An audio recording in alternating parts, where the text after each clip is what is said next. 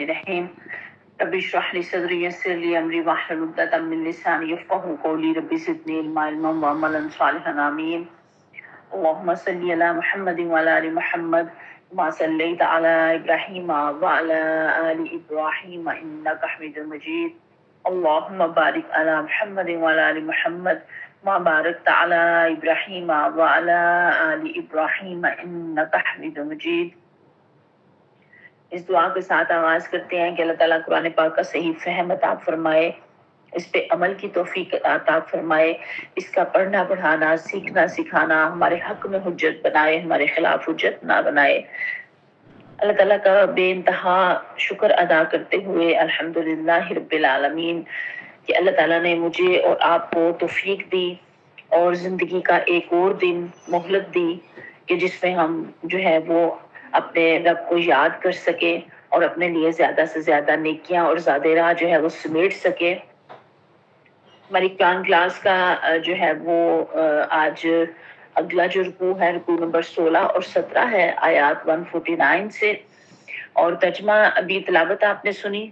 ترجمہ اس طرح سے ہے کہ اے لوگوں جو ایمان لائے ہو، اگر تم ان لوگوں کے اشاروں پر چلو گے جنہوں نے کفر کی راہ اختیار کی ہے، وہ تم کو الٹا پھیر لے جائیں گے اور تم نامراد ہو جاؤ گے۔ ان کی باتیں غلط ہیں، حقیقت یہ ہے کہ اللہ تمہارا حامی و مددگار ہے، وہ بہترین مدد کرنے والا ہے۔ ان قریب وہ وقت آنے والا ہے جب ہم منکرین حق کے دلوں میں رعب بٹھا دیں گے، اس لیے کہ انہوں نے اللہ کے ساتھ ان کو خدائی میں شریک ٹھہرایا جن کے شریکوں نے پر اللہ نے کوئی سند نازل نہیں کی۔ ان کا آخری ٹھکانہ جہنم ہے اور وہ بہت ہی بری ہے قیام گاہ جو ان ظالموں کو نصیب ہوگی۔ اللہم اجرنا من النار، اللہ تعالیٰ ہمیں دوزخ کی آگ سے بچانا۔ اللہم لا تجعلنا منہم، اللہ تعالیٰ ہمیں ان میں سے نہ بنانا۔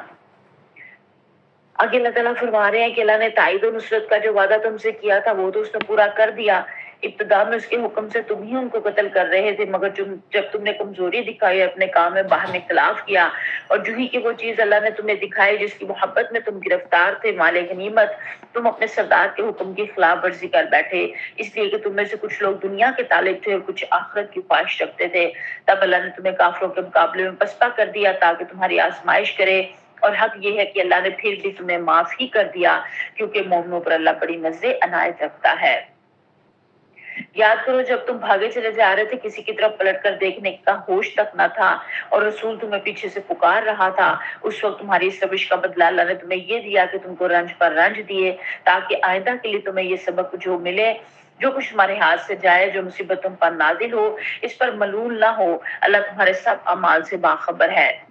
اس غم کے بعد پھر اللہ نے تم میں سے کچھ لوگوں پر ایسی اطمینان کسی حالت طاری کر دی کہ وہ اونگنے لگے، مگر ایک دوسرا گروہ جس کے لیے ساری اہمیت وسط مفاد کی تھی، وہ اللہ کے متعلق طرح طرح کے جاہلانہ گمان کرنے لگا جو سراسر حق کے خلاف تھے۔ یہ لوگ اب کہتے ہیں کہ اس کام کے چلانے میں ہمارا بھی کوئی حصہ ہے۔ ان سے کہو کسی کا کوئی حصہ نہیں، اس کام کے سارے اختیارات اللہ کے ہاتھ میں ہیں۔ دراصل یہ لوگ اپنے دلوں میں جو بات چھپائے ہوئے ہیں اسے تم پر ظاہر نہیں کرتے۔ ان کا اصل مطلب یہ ہے کہ اگر قیادت کے اختیارات میں ہمارا کچھ حصہ ہوتا تو یہاں ہم نہ مارے جاتے۔ ان سے کہہ دو اگر تم اپنے گھروں میں بھی ہوتے تو جن لوگوں کی موت لکھی ہوئی تھی وہ خود اپنی قتل گاہوں کی طرف نکل آتے، اور یہ معاملہ جو پیش آیا یہ تو اس لیے تھا کہ جو کچھ تمہارے سینوں میں پوشیدہ ہے اللہ اسے آزما لے، اور جو کھوٹ تمہارے دلوں میں ہے اسے چھانٹ دے۔ اللہ دلوں کا حال خوب جانتا ہے۔ تم میں سے جو لوگ مقابلے کے دن پیٹ پھیر گئے ان کی اس لغزش کا سبب یہ تھا کہ ان کی بعض کمزوریوں کی وجہ سے شیطان نے ان کے قدم ڈگمگا دیے تھے۔ اللہ نے انہیں معاف کر دیا اور اللہ بڑا درگزر کرنے والا اور بردبار ہے۔ اے لوگوں جو ایمان لائے ہو، کافروں کی سی باتیں نہ کرو جن کے عزیز و اقارب کو بھی کس سفر پر جاتے یا جنگ میں شریک ہوتے اور وہاں کسی حادثے سے دوچار ہو جاتے ہیں تو وہ کہتے ہیں کہ اگر وہ ہمارے پاس ہوتے تو نہ مارے جاتے اور نہ قتل ہوتے۔ اللہ اس قسم کی باتوں کو ان کے دلوں میں حسرت و اندوہ کا سبب بنا دیتا ہے، ورنہ دراصل مارنے اور جلانے والا تو اللہ ہی ہے اور تمہاری تمام حرکات پر وہی نگران ہے۔ اگر تم اللہ کی راہ میں مر جاؤ یا مارے جاؤ تو اللہ کی جو رحمت اور بخشش تمہارے حصے میں آئے گی، اور ان ساری چیزوں سے زیادہ بہتر ہے جنہیں یہ لوگ جمع کرتے ہیں، اور خواہ تم مرو یا مارے جاؤ، بہرحال تم سب کو سمٹ کر جانا اللہ ہی کی طرف ہے۔ اے پیغمبر صلی اللہ علیہ وسلم، یہ اللہ کی بڑی رحمت ہے کہ تم ان لوگوں کے لیے بہت سخت نہیں، بہت نرم مزاج واقع ہوئے ہو، ورنہ اگر تم تند ہو اور سخت دل ہوتے تو یہ سب تمہارے گردوں پہ سے چھٹ جاتے۔ ان کے قصور معاف کر دو، ان کے حق میں دعائیں مغفرت کرو، اور دین کے کام میں ان کو بھی شریک مشورہ رکھو۔ پھر جب تمہارا عزم کسی رائے پر مستحکم ہو جائے تو اللہ پر بھروسہ کرو، اللہ کو وہ لوگ پسند ہے جو اسی کے بھروسے پر کام کرتے ہیں۔ اللہ تمہاری مدد پر ہو تو کوئی طاقت تم پر غالب آنے والی نہیں ہے، اور وہ تمہیں چھوڑ دے تو اس کے بعد کون ہے جو تمہاری مدد کر سکتا ہو؟ بس جو سچے مومن ہیں ان کو اللہ ہی پر بھروسہ رکھنا چاہیے۔ کسی نبی کا یہ کام نہیں ہو سکتا کہ وہ خیانت کر جائے، اور جو کہ خیانت کرے تو وہ اپنی خیانت سمیت قیامت کے روز حاضر ہو جائے گا۔ پھر ہر متنفس کو اس کی کمائی کا پورا پورا بدلہ مل جائے گا، اور کسی پر کچھ ظلم نہ ہوگا۔ بھلا یہ کیسے ہو سکتا ہے کہ جو شخص ہمیشہ اللہ کی رضا پر چلنے والا ہو، وہ اس شخص کیسے کام کرے جو اللہ کے غضب میں گر گیا ہو، اور جس کا آخری ٹھکانہ جہنم ہو جو بدترین ٹھکانہ ہے۔ اللہ کے نزدیک دونوں قسم کے آدمیوں میں درجہ فرق ہے، اور اللہ سب کے مال پر نظر رکھتا ہے۔ در حقیقت اہل ایمان پر تو اللہ نے یہ بڑا احسان کیا ہے کہ ان کے درمیان خود انہی میں سے ایک ایسا پیغمبر اٹھایا جو اس کی آیات انہیں سناتا ہے، ان کی زندگیوں کو سنوارتا ہے، اور ان کو کتاب اور دانائی کی تعلیم دیتا ہے۔ حالانکہ اس سے پہلے یہ لوگ صریح گمراہیوں میں پڑے ہوئے تھے۔ اور یہ تمہارا کیا حال ہے کہ جب تم پر مصیبت آ پڑی تو تم کہنے لگے یہ کہاں سے آئی، حالانکہ جنگ بدر میں اس سے دگنی مصیبت تمہارے ہاتھوں فریق مخالف پر پڑ چکی ہے۔ اے نبی صلی اللہ علیہ وسلم، ان سے کہو یہ مصیبت تمہاری اپنی لائی ہوئی ہے، اللہ ہر چیز پر قادر ہے۔ جو نقصان لڑائی کے دن تمہیں پہنچا وہ اللہ کے اذن سے تھا، اس لیے تھا کہ اللہ دیکھ لے کہ تم میں سے مومن کون ہے اور منافق کون۔ وہ منافق کی جب ان سے کہا گیا کہ آؤ اللہ کی راہ میں جنگ کرو یا کم از کم اپنے شہر کی مدافعت ہی کرو، تو کہنے لگے اگر ہمیں علم ہوتا کہ آج جنگ ہوگی تو ہم ضرور تمہارے ساتھ چلتے۔ یہ بات جب وہ کہہ رہے تھے اس وقت وہ ایمان کی بنسبت کفر سے زیادہ قریب تھے۔ وہ اپنی زبانوں سے وہ باتیں کہتے ہیں جو ان کے دلوں میں نہیں ہوتی، اور جو کچھ وہ دلوں میں چھپاتے ہیں اللہ جو ہے وہ اسے خوب جانتا ہے۔ یہ وہی لوگ ہیں جو خود تو بیٹھے رہے، ان کے بھائی بہن لڑنے گئے اور مارے گئے تو ان کے متعلق انہوں نے کہہ دیا کہ اگر وہ ہماری بات مان لیتے تو نہ مارے جاتے۔ ان سے کہو اگر تم اپنے اس قول میں سچے ہو تو خود تمہاری موت جب آئے تو اسے ٹال کر دکھا دینا۔ جو لوگ اللہ کی راہ میں قتل ہوئے انہیں مردہ نہ سمجھو، وہ تو حقیقت میں زندہ ہے، اپنے رب کے پاس رزق پا رہے ہیں۔ جو کچھ اللہ نے اپنے فضل سے انہیں دیا اس پر خوش و خرم ہے، اور مطمئن ہے۔ جو اہل ایمان ان کے پیچھے دنیا میں رہ گئے ہیں وہ ابھی وہاں نہیں پہنچے ہیں، ان کے لیے کسی خوف اور رنج کا موقع نہیں ہے۔ وہ اللہ کے انعام اور اس کے فضل پر شاد و فرحاں ہیں۔ ان کو معلوم ہو چکا ہے کہ اللہ مومنوں کے اجر کو ضائع نہیں کرتا۔ اب ان رکوعات کے اندر آپ دیکھ رہے ہیں کہ جو ہے غزوہ احد کے اوپر جو ہے وہ ساری بات کی گئی ہے، اس کے اوپر تبصرہ کیا گیا ہے۔ کل اس کا آغاز ہوا تھا، کچھ بات جو ہے وہ کل ہوئی تھی، اور باقی بات جو ہے وہ آج کے رکوعوں کے اندر جو ہے وہ آ رہی ہے۔ ان آیات میں غزوہ احد کے پس منظر میں اہل ایمان کو عظیم نصیحتیں دی گئی ہیں، مسلمانوں کو خبردار کیا گیا ہے کہ اگر وہ کفار کی بات مانیں گے تو ایمان اور محنت ضائع ہو جائے گا۔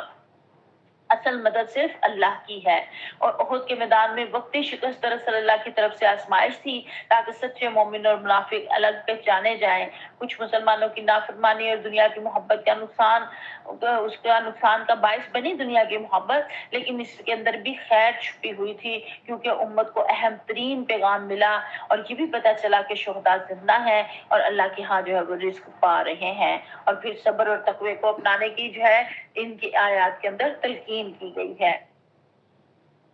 اور یہاں آغاز ہی جو ہے وہ جہاں سے ہو رہا ہے، جس آیت سے، آیت نمبر 149 سے، کہ اے ایمان والو اگر تم کافروں کی باتیں مانو گے تو تمہیں ایڑیوں کے بل پلٹا دیں گے، یعنی کہ تمہیں الٹا پھیر لے جائیں گے اور تم نامراد ہو جاؤ گے۔ اب ان کا جی چاہتا تھا کہ مسلمان کسی طرح پلٹ کے واپس ان میں آ جائیں، اور اس حالات میں بھی آپ جانتے ہیں نا کہ عبداللہ بن ابی نے جو ہے، کل ہم نے پڑھا کہ منافقوں نے کیسی کیسی باتیں کرنی شروع کی کہ اگر یہ نعوذ باللہ سچے نبی ہوتے تو ہم شکست نہ کھاتے، اور چلو واپس پلٹ چلو، اور جو ہے وہ اس طرح کی انہوں نے جو ہے وہ باتیں بنائی۔ اور تو یہاں مسلمانوں کو خبردار اللہ تعالیٰ کر رہا ہے کہ یہ چاہتے ہیں تمہیں بھی پلٹا کے جو ہے وہ لے جائیں، کیونکہ انہوں نے پروپیگنڈا تو شروع کر دیا تھا نا کہ کس طرح ان کے دلوں میں بھی اس طرح سے ڈال دیں اور یہ بھی اپنے اس سے پلٹ جائیں۔ تو اللہ تعالیٰ کھول کے بتا رہے ہیں مددگار اللہ ہے، اور پھر اللہ تعالیٰ کہہ رہے ہیں کہ ہم عنقریب منکرین حق کے دلوں میں تمہارا جو ہے وہ روب ڈال دیں گے، ہیبت ڈال دیں گے۔ یہ اللہ تعالیٰ کا خاص احسان اور کرم ہے۔ انسان جب اپنے ایمان کے اوپر مضبوطی کے ساتھ جم جاتا ہے، ڈٹ جاتا ہے، تو پھر یہ وعدہ ہے بزرگ و برتر اور قادر و قاہر اللہ تبارک تعالیٰ کا کہ جو بھی اہل کفر اہل ایمان کے مقابلے میں آئیں گے وہ ان سے خوف کھائیں گے اور بھاگ جائیں گے۔ یہ اللہ کا وعدہ ہے۔ ہم میں سے بہت سارے افراد جو 1965 کی جنگ میں جنہوں نے ہوش کے زمانے میں وہ دیکھی اور وہ دیکھتے ہیں کہ اس میں خاص طور پہ اللہ تعالیٰ کی جو ہے وہ مدد آئی اور بہت سارے کام ایسے ہوئے، ایسے نظر آئے، بہت سارے افراد ایسے نظر آئے کہ جو عام روٹین میں نظر نہیں آ رہے تھے اور انہوں نے وہاں اس وقت محفوظ کیا۔ بہت سارے واقعات ہم نے کانوں سے سنے، جنہوں نے آنکھوں سے دیکھے انہوں نے آگے بیان کیے۔ تو کیا تھا کہ دشمن کے دل میں اللہ نے پھر رعب ڈال دیا تھا۔ اب بھی آپ دیکھیں یہ چند روزہ جو ایک ڈرونز اور اس کے حوالے سے جو ہے وہ جنگ ہوئی ہے انڈیا کے ساتھ، تو آپ دیکھیں کہ اللہ تعالیٰ کی مدد کس قدر شامل حال تھی کہ ان لوگوں کے سارے نشانے جو ہے وہ ٹھیک نشانے پہ بیٹھے اور یہ صحیح و سالم واپس بھی آ گئے ان کے جہاز بھی۔ تو یہ اللہ کی خاص رحمت اور فضل تھی۔ لوگوں نے الٹی طرف اس کو لے گئے اور بڑے میمز بنائے اور بڑا فخر دکھایا اور ان کو بڑا جو ہے وہ نیچے دکھانے کی کوشش کی اور بڑے تکبر میں گئے۔ یہ چیزیں یہ اللہ کو نہیں پسند۔ اللہ کی مدد جب آتی ہے تو پھر انسان کا کام ہے کہ عاجزی اختیار کرے اور شکر گزاری اختیار کرے۔ تو یہ جب اہل ایمان اپنے ایمان کے اوپر ڈٹ جاتے ہیں تو اللہ تعالیٰ دشمن کے دل میں رعب ڈال دیتا ہے۔ آپ غزہ کو بھی دیکھ لیں، چند مسلمان ہیں اور ڈٹے ہوئے ہیں اپنی ساری مشکلات اور تکالیف کے باوجود، حالانکہ پوری امت نے ان کو تنہا چھوڑ دیا ہے، کوئی ان کا ساتھ دینے والا نہیں، لیکن وہ اللہ کی جو ہے وہ نصرت اور مدد اور اس کے اوپر جو ہے وہ اپنے مشن کے اوپر جو ہے وہ ڈٹے ہوئے ہیں۔ حالانکہ ان کو بھوک کے ہتھیار سے بھی جو ہے وہ کمزور کرنے کی کوشش کی جا رہی ہے، ان کو بستیوں کی بستیاں تباہ کر کے بھی ہر طرح کے ہتھیار جو ہے وہ انہوں نے آزما لیے ہیں۔ تو یہ کیا ہے؟ اللہ تعالیٰ چند بھی ہوتے ہیں تو 10 بھی ہیں 20 بھی ہیں تو اللہ 100-200 کے اوپر بھاری کر دیتا ہے۔ حدیث مبارکہ میں آتا ہے پیارے صاحب نے فرمایا اللہ تعالیٰ نے مجھے ایسا رعب عطا کر دیا ہے کہ میرا دشمن 1 ماہ کی مسافت پر بیٹھا ہوا بھی کانپتا ہے۔ اسی رعب کا نتیجہ تھا کہ جب آپ صلی اللہ علیہ وسلم نے مکہ پر جلغار کی تو مکہ کے نے مقابلہ کرنے کی بجائے آپ صلی اللہ علیہ وسلم سے معافی مانگ کر جان بچائی۔ حنین والے پسپا ہوئے اور آخرت میں سلطنت روما جو اس وقت دنیا کی واحد سپر پاور تھی تبوک کے مقام پر آپ صلی اللہ علیہ وسلم کا سامنا نہ کر سکی اور واپس چلی گئی۔ اور حضرت علی رضی اللہ تعالیٰ عنہ کا قول ہے کہ جب گھمسان کا رن پڑتا، جب بہت زیادہ جو ہے وہ دشمن کے ساتھ مقابلہ گرم ہو جاتا، میدان جنگ گرم ہو جاتا، تو ہم پیارے نبی صلی اللہ علیہ وسلم کے پیچھے ہوتے، یعنی کہ پیارے صلی اللہ علیہ وسلم سب سے آگے ہوتے۔ اور یہاں بدر میں احد کے اندر بھی کیا ہوا؟ حضرت حمزہ، حضرت علی، حضرت ابو دجانہ رضی اللہ تعالیٰ عنہم نے صفوں کی صفیں الٹ دی اور لوگ جو ہے وہ سر پہ پاؤں رکھ کے بھاگے کافر۔ تو اگر وہ نہ بھاگتے تو وہ ان میں سے کوئی بچ کے بھی نہیں جا سکتا تھا۔ لیکن ہوا کیا، وہ وقتی فتح جو نظر آ رہی تھی اس کو دیکھ کے جب درے کے لوگوں نے وہاں سے جگہ چھوڑی تو پھر کیا ہوا؟ ظاہر ہے پھر شکست آئی۔ اللہ تعالیٰ کہہ رہے ہیں پھر بھی اللہ تعالیٰ نے رحمت کر دی کیونکہ اللہ مومنوں پر بڑی نظر عنایت رکھتا ہے۔ واللہ ذو فضل علی المؤمنین، یہ آیت نمبر 152 ہے۔ میں اور آپ بھی جتنی بھی جو ہے وہ خرابیاں کرتے ہیں پھر بھی رب رحمت ہی کرتا ہے، ہمارے گناہوں پہ پردے ڈالتا چلا جاتا ہے، ہمیں رزق دیتا چلا جاتا ہے، ہمیں سہولتیں اور آسانیاں دیتے چلا جاتا ہے۔ پھر اللہ تعالیٰ آیت نمبر 153 کے اندر کہہ رہے ہیں کہ یاد کرو جب تم بھاگے جا رہے تھے اور پلٹ کر دیکھنے تک کا ہوش نہ تھا اور رسول تمہیں پیچھے سے جو ہے وہ پکار رہا تھا۔ جب دو طرفہ حملہ ہو گیا، آگے سے بھی اور پیچھے درے سے بھی آگے کفار، تو ظاہر ہے وہ ایک دم افراتفری مچی، ابتری پھیل گئی صفوں کے اندر اور چند صرف 10-12 آدمی تھے جو پیارے صلی اللہ علیہ وسلم کے پاس رہ گئے۔ مگر اللہ کا رسول صلی اللہ علیہ وسلم اس نازک موقع پر بھی پہاڑ کی طرح اپنی جگہ پر جمے ہوئے تھے اور بھاگنے والوں کو پکار پکار کے کہہ رہے تھے الیہ عباد اللہ، میری طرف آؤ، اللہ کے بندو میری طرف آؤ۔ اور حالانکہ اس وقت ان کا پکارنا جو ہے وہ خطرے سے خالی نہیں تھا، क्योंकि दुश्मन को भी पता चल जाता और वो उस तरफ आ जाते, और वो आए भी, और उन्होंने फिर बड़ी जो है वो तेजी से हमले भी किए, जिनको सहाबा कराम ने अपनी जानों के ऊपर लिया। प्यारे ससम के आगे ढाल बन के खड़े हो गए, उनकी कमर के ऊपर जो तलवारें और तीर जो है वो बरसते रहे, लेकिन उन्होंने फिर ढाल बन के जो है वो प्यारे ससम का दिफा किया। हज़रत काब बिन मालिक रज़ियल्लाहु अन्हु ने निहायत बुलंद, उनकी आवाज बहुत ऊंची थी, उन्होंने मुसलमानों को पूरी कुव्वत से पुकारा कि मुसलमानों किधर जा रहे हो, नबी की कसम तो यहाँ मौजूद है। आप जानते हैं ना कि एक मर्तबा ये इतला अफवाह उड़ गई कि प्यारे ससम जो है वो शहीद कर दिए गए हैं, तो उससे भी मुसलमानों के जो है वो बहुत ज्यादा जो है वो दिल शिकस्ता एकदम से जो है वो हो गए थे। तो यहाँ फिर अल्लाह ताला ने क्या किया, अल्लाह कहते हैं रंज पे रंज दिए, ताकि आइंदा के लिए तुम्हें ये सबक मिले कि जो कुछ तुम्हारे हाथ से जाए या जो मुसीबत भी तुम पर नाजिल हो, इस पर तुम मलूल ना हो। अल्लाह तुम्हारे सब अमाल से बाखबर है, यानी कि तुम उस पे दिल छोटा ना करो। कितनी सारी रंज पे रंज मिले ना, कि एक जो है वो वक्ती शिकस्त का रंज था, प्यारे ससम के शहीद हो जाने का रंज था, अपने 70 इतने सहाबा कराम बड़े बड़े, और सैयद शुहदा हजरत हमजा रज़ियल्लाहु अन्हु और हजरत मुअज़्ज़ब बिन उमैर और वो सारे सहाबा जो शहीद हुए, उनकी शहादतों का भी दुख और गम था। इसके बावजूद फिर अल्लाह ताला ने क्या किया, इत्मीनान किसी कैफियत तारी कर दी और वो ऊँघने लगी। अब ये जो बहुत ज्यादा दुख और गम और तकलीफ अल्लाह ना करे कभी किसी के ऊपर आए, लेकिन आता है जब, तो इस कैफियत में आप देखें कि अगर थोड़ी सी भी ऊँघ आ जाती है ना बंदे को, तो बंदा थोड़ा सा हल्का हो जाता है। तो ये अल्लाह ताला की एक मदद होती है। और उस वक्त जो है वो सहाबा कराम खुद बताते हैं, हजरत अबू तलहा रज़ियल्लाहु अन्हु का बयान है कि उहद वाले दिन मुझे इस जोर की ऊँघ आने लगी कि बार बार तलवार मेरे हाथ से छूट जाती थी। आप रज़ियल्लाहु ताला फरमाते हैं, जब मैंने आंख उठाकर देखा तो तकरीबन हर शख्स को इस हाल में पाया। अब ये अल्लाह ताला ने जो थोड़ी सी वक्ती ऊँघ दी ना, इससे वो जो है वो सारे फ्रेश हो गए। और फिर मुनाफिकों का क्या हाल था, मुनाफिकों का हाल बिल्कुल अलहदा था, और उन्होंने जो है वो वहां से ना सिर्फ भागे, बल्कि बहुत सारी पहले ही बातें बनाई कि उन्होंने कहा कि हम तो अगर पता होता कि जंग होनी है तो हम ना पीछे हटते। ये कल हमने इस पे बात कर ली थी कि अब्दुल्ला बिन नबी ने ये वाली बातें की और उसके साथियों ने। तो अल्लाह ताला, और फिर उन्होंने ये भी कहा कि ये अगर हमारे साथ वापस चले जाते, ना जंग में शरीक होते, तो ना मारे जाते।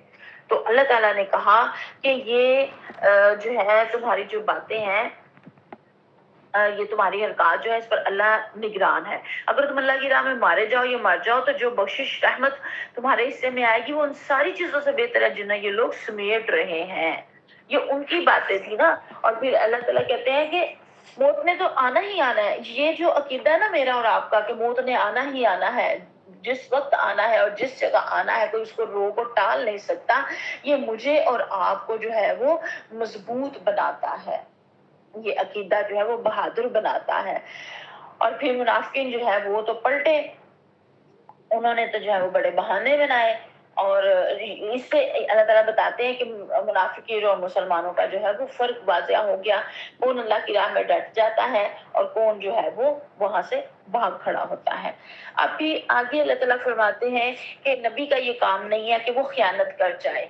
अब जब तीर अंदाजों को जो अकब की हिफाजत के लिए बिठाया था, उन्होंने जब देखा कि दुश्मन का लश्कर लूटा जा रहा है, तो उनको अंदेशा हुआ कि कहीं सारी मालिक गनीमत इन्हीं को ना मिल जाए, इस तो हम महरूम ना रह जाए। इस बिना पर उन्होंने अपनी जगह छोड़ दी।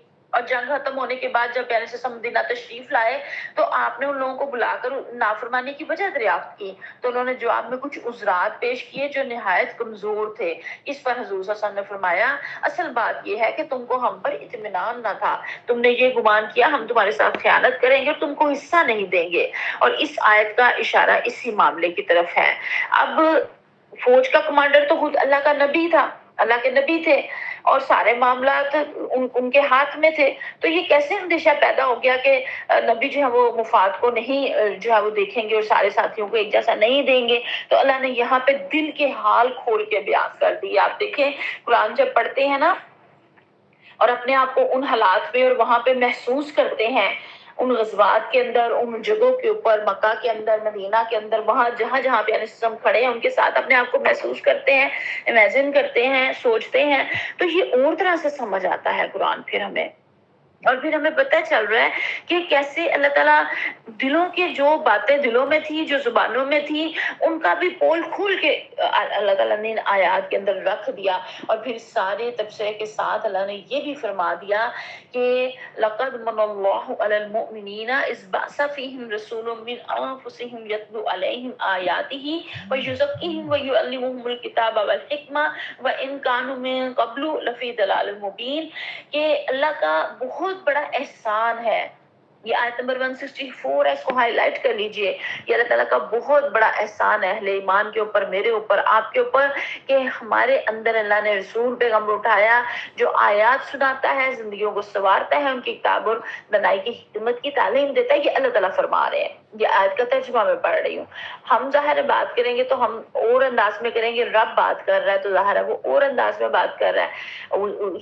وہ نبی کریم صلی اللہ علیہ وسلم ان کا اللہ کا رسول ہے، تو وہ اس طرح سے اللہ تعالیٰ یہاں پہ بات کر رہے ہیں کہ تمہارے درمیان میں سے اٹھایا. اور یہ آیت میں آپ کو پہلے بھی آئی تھی سورہ بقرہ کے اندر تو میں نے وہاں پہ بھی بتا دیا تھا کہ اس کے اندر پیارے نبی کریم صلی اللہ علیہ وسلم کی بعثت کا مقصد، 4 مقاصد بیان کیے گئے ہیں. سب سے پہلے آیات پڑھ کے سنانا، قرآن سنانا، پھر تزکیہ کرنا، زندگیوں کو سنوارنا، پھر کتاب کی اور دانائی کی، حکمت کی تعلیم دینا. اور پیارے نبی صلی اللہ علیہ وسلم نے یہ ساری چیزیں میرے اور آپ تک جو ہے وہ پہنچائی.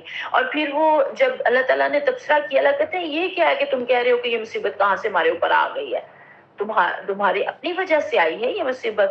اور جنگ بدر میں دوسری مصیبت مخالف فریق کو نہیں پہنچی. بعض مسلمانوں نے، بعض لوگوں نے بیچ میں یہ بھی کہا کہ اللہ کے رسول ہمارے درمیان موجود تھے، ہم حق کے اوپر پہ ہمیں شکست کیسے ہو سکتی ہے؟ بڑے حیران ہوئے اس بات کے اوپر، کیونکہ بدر ان کے سامنے تھا. تو یہاں اللہ تعالیٰ نے بتایا کہ یہ تو تمہارے اپنے ہی ہاتھوں کی جو ہے وہ کمائی ہے. اور نبی کریم صلی اللہ علیہ وسلم تو پھر ان سارے حالات کے باوجود بھی مہربان ہیں. آپ پیارے نبی کریم صلی اللہ علیہ وسلم دیکھیں کہ اعلیٰ اخلاق اور نرم خو طبیعت کی شکل میں جلوہ گر ہوئے. غزوہ احد میں 300 منافقوں کو واپس لوٹنا، درے والوں کا درا خالی کرنا، گمسان کے رن میں صحابہ کی اکثریت کا آپ صلی اللہ علیہ وسلم کو پاس سے ہٹ جانا، یعنی کہ کچھ رہ گئے تھے، باقی تو تتر بتر ہو گئے. اور اس قدر ذاتی اور جماعتی نقصان اٹھانا. اگر کوئی اور قائد ہوتا، کوئی اور لیڈر اور کمانڈر ہوتا تو وہ تو مشتعل ہو جاتا، غصے میں آ جاتا، اور بہت زیادہ ہو سکتا ہے سزائیں ان کو ملتی، اور ہو سکتا ہے ان کو قتل کر دیا جاتا. لیکن پیارے نبی کریم صلی اللہ علیہ وسلم نے ان مواقع کے اوپر ذرا سی بھی خفگی اور ترش کلامی کا مظاہرہ نہیں فرمایا، کسی اشتعال کا شکار نہیں ہوئے. ان مواقع کے اوپر تو بڑے بڑے بہادر حوصلہ مند انسان کا پانی پیتا پانی ہو جاتا ہے. تو یہاں پہ پیارے نبی کریم صلی اللہ علیہ وسلم نے حوصلے اور اعلیٰ اخلاق کے ساتھ حالات کو کنٹرول کیا کہ اللہ کی عظیم رحمت اور مسلمانوں کے حصے میں آئی، اور جس کے نتیجے میں آپ صلی اللہ علیہ وسلم مسلمانوں پر مہربان اور نرم خو ہوئے. حقیقت یہ ہے کہ لوگوں کو ایک ایسی آغوش کی ضرورت ہے جو ان پر مہربان ہو، ایسی سرپرستی کی جو بہتر اور فائق ہو، ایسی بشاشت اور خندہ پیشانی کی جو ان کے ساتھ نرمی برتے، ایسی محبت کی جو ان پر چھا جائے، ایسی بردباری کی جو ان کی جہالت، کمزوری اور نقائص کے باعث بد دل نہ ہو، ایسے دل کی جو انہیں بخشتا رہے اور ان کی بخشش کا محتاج نہ ہو، جو ان کے غموں کو اپنے سر لے اور اپنے غم ان کے سر نہ ڈالے، جس سے وہ ہمیشہ فکر، سرپرستی، مہربانی، فیاضی، محبت اور خوشنودی کی دولت پائیں. اب یہ ہمارے پیارے نبی کریم صلی اللہ علیہ وسلم کا دل ایسا تھا، اور بہت زیادہ جو ہے وہ محبت اور شفقت کا معاملہ فرمایا، غصہ نہیں کیا، بشری کمزوری سے بد دل اور تنگ دل نہیں ہوئے. تو یہ میرے اور آپ کے لیے رول ماڈل ہے قیامت تک کے لیے. جو بھی دائی بنتا ہے، جو بھی دین کا کام کرتا ہے، جو بھی دین کا قرآن کا پیغام لے کے انسان چلتا ہے، یہ اس کے لیے راستہ یہاں ہمیں پتہ چل گیا کہ اس نے کس سنت کے اوپر عمل کرنا ہے. لوگوں کے ساتھ آسانی کے ساتھ اور نرمی اور محبت اور شفقت کے ساتھ پیش آنا ہے. رخصت کا راستہ لوگوں کے لیے اور عزیمت کا راستہ اپنے لیے. حالانکہ آپ صلی اللہ علیہ وسلم کو اس میں بہت زیادہ جو ہے وہ زخمی بھی پیارے نبی کریم صلی اللہ علیہ وسلم ہوئے. پھر ساتھ یہ بھی کہہ دیا اللہ تعالیٰ نے کہ ان کو شریک مشورہ رکھو. یہ بھی ہمیں پتہ چلتا ہے مشورہ جو ہے، مشاورت جو ہے، یہ سنت کا طریقہ ہے. ہمیں اپنے کاموں کو مشاورت کے ساتھ طے کرنا چاہیے. جب ہم کسی اپنے سے بڑے یا سمجھدار سے مشورہ لیتے ہیں تو اس مشورے میں اس کا وزڈم شامل ہوتا ہے، اس کا تجربہ شامل ہوتا ہے، اس نے دیکھا ہوتا ہے چیزوں کو.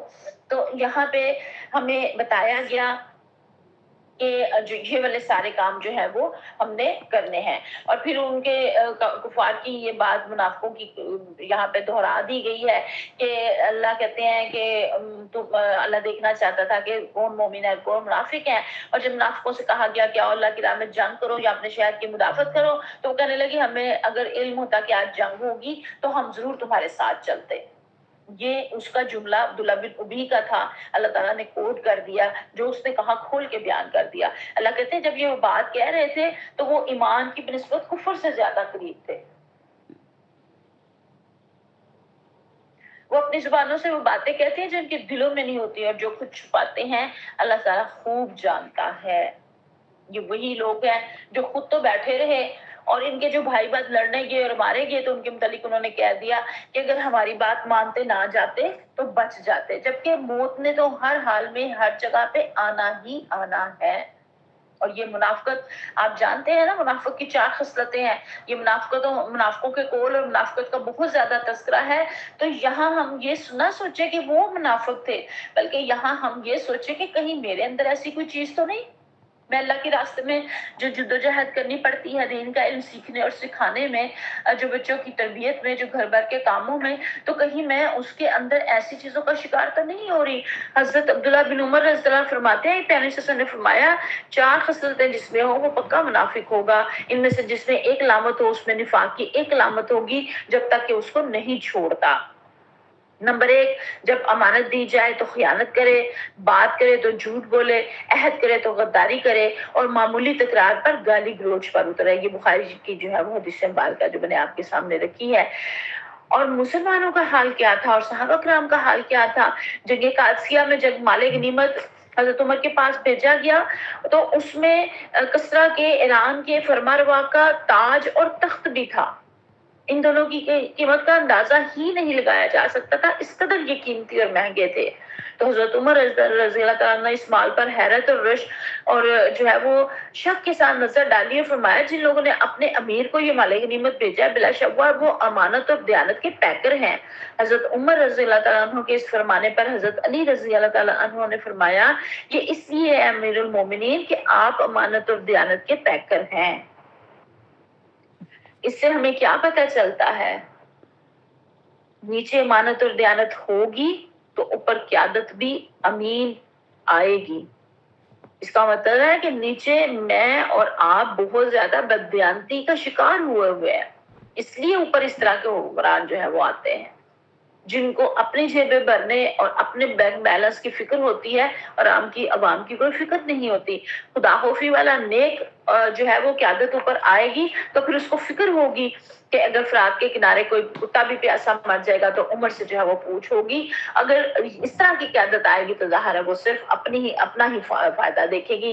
تو مجھے اور آپ کو یہ بھی دیکھنا ہے، کچھ قیادتیں میرے اور آپ کے پاس بھی ہیں کہ ہم جو ہے اس حدیث مبارکہ کے مطابق جو ہے وہ کہاں کھڑے ہو رہے ہیں۔ پھر سب سے آخر میں اللہ تعالیٰ نے شہداء کے بارے میں کہا کہ وہ زندہ ہیں، وہ مردہ نہیں ہے، ان کو مردہ نہ کہو، وہ اللہ تعالیٰ کے ہاں جو ہے وہ رزق پا رہے ہیں، اور جو کچھ اللہ نے دیا ہے وہ اس کے اوپر بہت زیادہ خوش و خرم ہے۔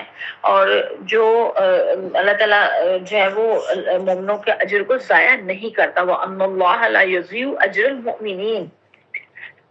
کوئی بھی بندہ کوئی بھی کام جو کرتا ہے اللہ تعالیٰ اس کے اجر کو جو ہے وہ ضائع نہیں کرتا ہے۔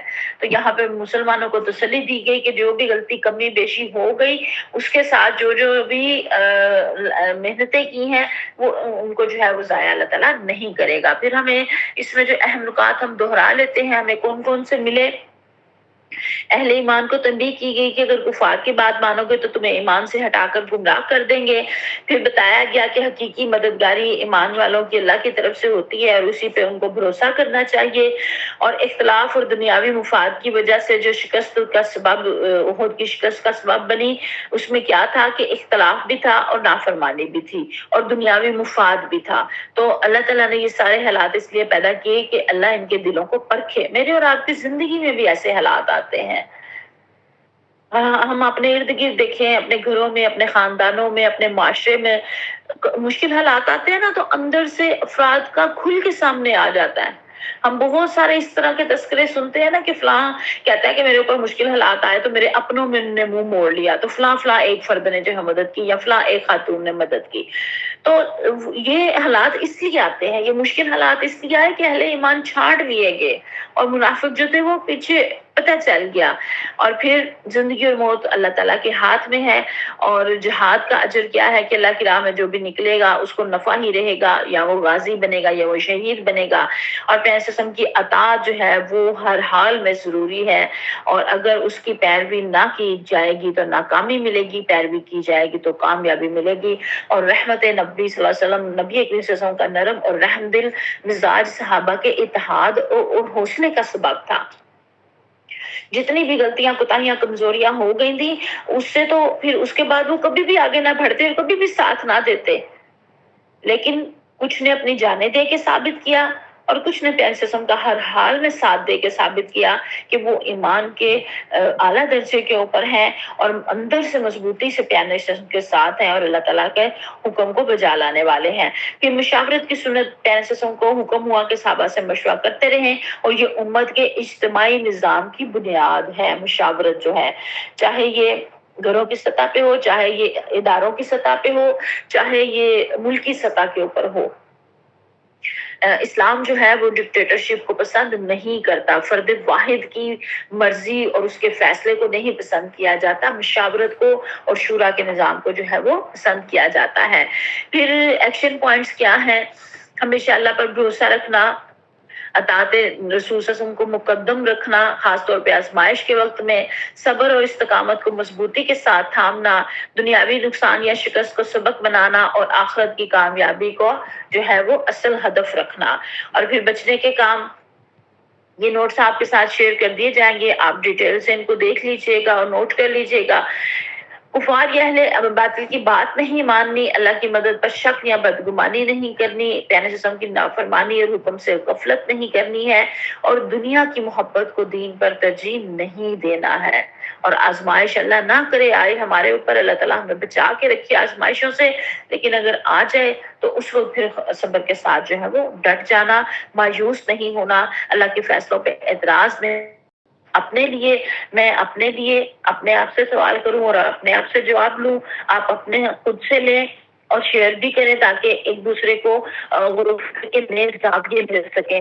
ہم سب کے دماغ جو ہے نا الگ الگ سوچتے ہیں، کوئی کسی بات کو کسی نہج سے سوچتا ہے، کوئی اور طریقے سے سوچتا ہے، کسی کی سوچ کیسی اور کسی کا زاویہ کیسا.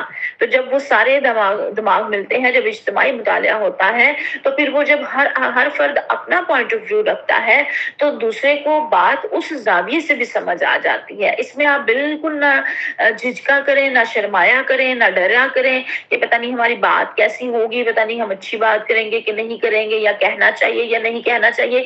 ان کے حصول میں شرم کا آنا جو ہے وہ نقصان دہ ہے. تو اس لیے اس کو شیئر کیا کیجئے. ہر مرتبہ میں اس بات کو دہراتی ہوں کہ یہ گروپ میں ڈالیں، ضرور ڈالیں، سب ہی ڈالیں، چاہے ایک ہی نقطہ ڈال دیں، ضروری نہیں آپ اتنے لمبے جو ہے وہ جملے لکھیں، آپ ایک لکھ دیں، دو لکھ دیں، تین جو آپ نے اخذ کیا ہے اس میں سے، تاکہ دوسروں کو بھی اس سے جو ہے وہ رہنمائی مل سکے. احد میں وقتی شکست کو اللہ نے کس طرح خیر اور سبق کا ذریعہ بنا دیا، یہ ہمیں سوچنا ہے. شہداء کو زندہ قرار دینے سے اہل ایمان کے لیے ہمیں کیا پیغام ملتا ہے. آج کے حالات میں امت مسلمہ کے اندر نافرمانی اور اختلافات کے کیا اثرات ظاہر ہو رہے ہیں. ہم اپنی عملی زندگی میں دنیاوی نقصان پر صبر اور آخرت کی کامیابی کو کس طرح ترجیح دے سکتے ہیں. پیارے نبی کریم صلی اللہ علیہ وسلم کی نرمی اور مشاورت آج کے دینی اور تنظیمی کاموں میں ہمارے لیے کس طرح نمونہ ہے. صبر اور تقویٰ کس طرح مومن کو دشمن کے مقابلے میں غالب کر سکتے ہیں، اور منافقین کے طرز عمل کو دیکھ کر ہم اپنے کن رویوں کو پہچان اور درست کر سکتے ہیں. یہ کچھ سوالات ہیں جو میں اپنے لیے اور آپ کے لیے چھوڑے جا رہی ہوں. اللہ تعالیٰ مجھے اور آپ کو بہت زیادہ عمل کی توفیق عطا فرمائے. وآخر دعوانا الحمدللہ رب العالمین.